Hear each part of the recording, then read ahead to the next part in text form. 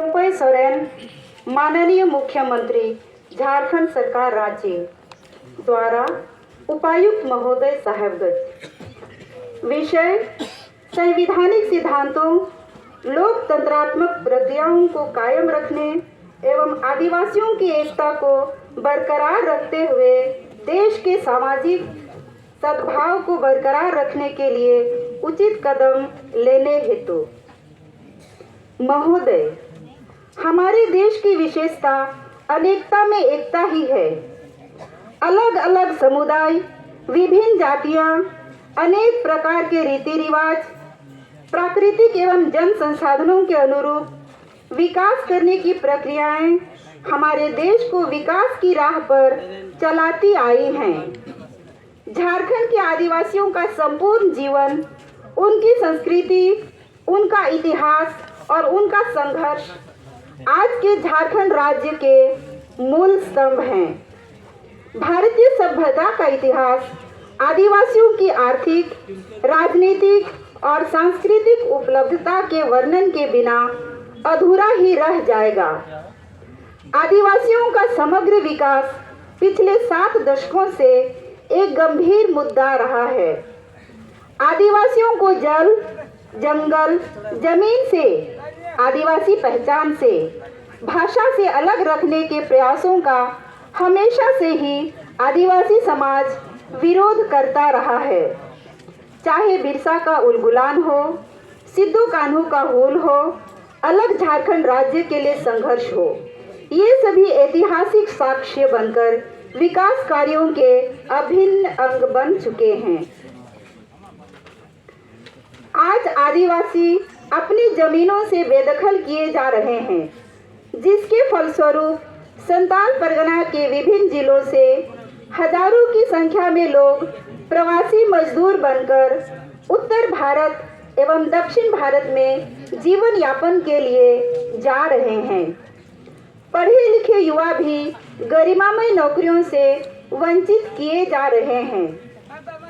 आदिवासी एकता मंच आपका ध्यान इस ओर आकर्षित कराना चाहता है कि पिछले कुछ वर्षों से संघ परिवार के सामाजिक एवं आर्थिक इकाई के द्वारा आदिवासियों के बीच में धार्मिक सांप्रदायिकता को बढ़ावा देने के लिए अलग अलग मुद्दों को सामने लाने की कोशिश की जा रही है। जनजाति सुरक्षा मंच एवं भाजपा अनुसूचित जनजाति मोर्चा के द्वारा आगामी 2024 लोकसभा चुनाव को ध्यान में रखकर एक गैर संवैधानिक और संवैधानिक सिद्धांतों के विरुद्ध दिखने वाली डिलिस्टिंग के मुद्दे को लोगों के बीच उठाया जा रहा है। इसके द्वारा आदिवासियों के बीच धार्मिक उन्माद, नफरत और वैमनस्य को हवा देने की पुरजोर कोशिश की जा रही है। जल, जंगल और जमीन विस्थापन, आदिवासियों की पहचान, बेरोजगारी, एसपीटी एक्ट एवं सीएनटी एक्ट का उल्लंघन आदि मुद्दों से ध्यान भटकाने के लिए धार्मिक मुद्दों को उठाकर उन्हें भ्रमित किया जा रहा है। हमें आशंका है कि आदिवासियों की एकता को तोड़कर संताल परगना में बनने वाले खदानों के लिए जमीन लेने हेतु एक आसान राह ढूंढी जा रही है।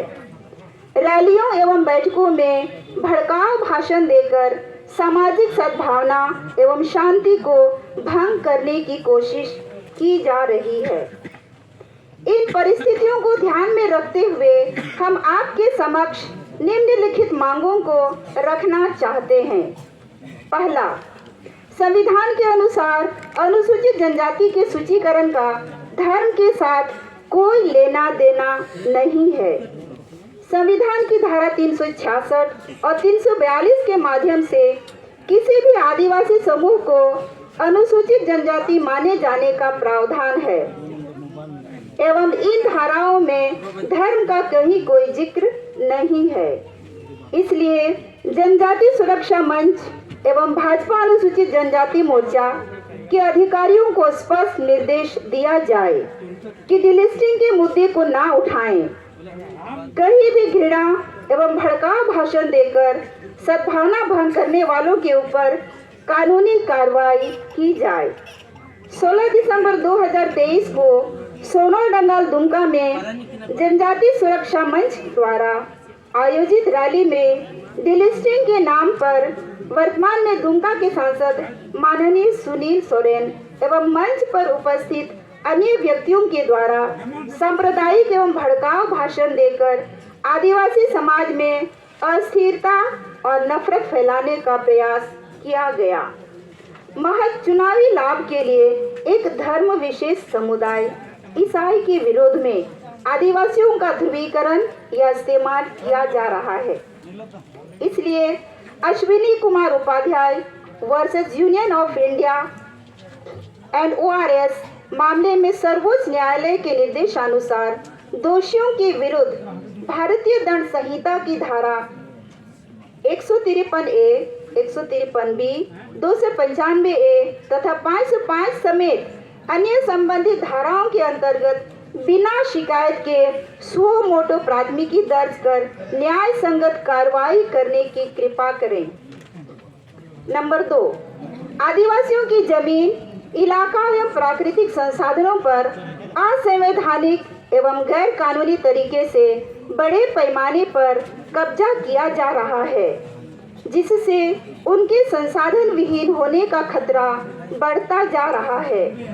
इसलिए भारतीय संविधान की 5वीं अनुसूची, छोटानागपुर काश्तकारी अधिनियम 1908, संताल परगना काश्तकारी अधिनियम 1949, पेशा कानून 1996, वन अधिकार कानून एवं आदिवासी परंपरागत स्वशासन को सख्ती से लागू किया जाए।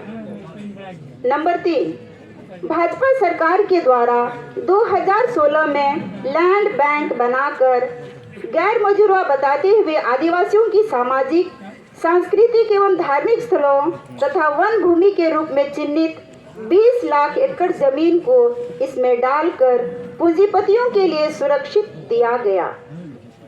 इससे आदिवासियों का अस्तित्व खतरे में पड़ गया है। इसलिए लैंड बैंक को तत्काल रद्द किया जाए। नंबर 4, भारतीय संविधान प्रदत्त आरक्षण के तहत केंद्र एवं राज्य सरकारों के अंतर्गत विभिन्न विभागों में बैकलॉग में पड़े हजारों पदों को तत्काल भरा जाए, ताकि नौकरी की खोज में भटकने वाले आदिवासी युवाओं का भविष्य संरक्षित हो सके। नंबर 5, आरक्षण के नाम पर दिग्भ्रमित करने की कोशिश करते हुए जनजाति सुरक्षा मंच एवं भाजपा द्वारा संताल आदिवासियों में यह झूठ फैलाया जा रहा है कि उन्हें नौकरी इसलिए नहीं मिल रही है क्योंकि ईसाई आदिवासी आरक्षण पर कब्जा कर ले रहे हैं। तथ्य से परे सच्चाई यह है कि पूरे देश में विभिन्न सरकारी नौकरियों में आदिवासियों के लिए आरक्षित 8% सीटों में आधे से ज्यादा सीटें खाली पड़ी हैं, जबकि सवर्ण 50% से अधिक सीटों पर काबिज हैं। नंबर 6, नरेंद्र मोदी सरकार ने तो सवर्णों के लिए अतिरिक्त 10% सीटें भी आरक्षित कर दी हैं। सरकारी नौकरियों जैसे रेलवे, विभिन्न PSU, कॉलेजों आदि का लगातार निजीकरण हो रहा है, जिससे आरक्षित सीटें खत्म होती जा रही हैं। मोदी सरकार एक तरफ आरक्षण खत्म कर रही है और दूसरी तरफ RSS और उसके सहयोगी संगठन आरक्षण के नाम पर ही आदिवासियों को लड़वाने की कोशिश में लगे हैं। हम इस दुष्प्रवृत्ति की भर्त्सना करते हुए इसे तुरंत बंद करवाने की मांग करते हैं। अतः श्रीमान से नम्र निवेदन है कि उपरोक्त मांगों पर सहानुभूति पूर्वक विचार करते हुए आदिवासियों के जल, जंगल, जमीन की सुरक्षा, आदिवासियों के बीच आपसी सद्भाव को बनाए रखना एवं उनके आजीविका के विभिन्न स्रोतों का सृजन करते हुए रोजगार मुहैया करने की कृपा की जाए। विश्वास भाजन। प्रतिलिपि महामहिम राष्ट्रपति भारत सरकार, लोकसभा अध्यक्ष राज्यपाल महोदय झारखंड सरकार, अध्यक्ष राष्ट्रीय SC/ST कमीशन, अध्यक्ष झारखंड SC/ST कमीशन।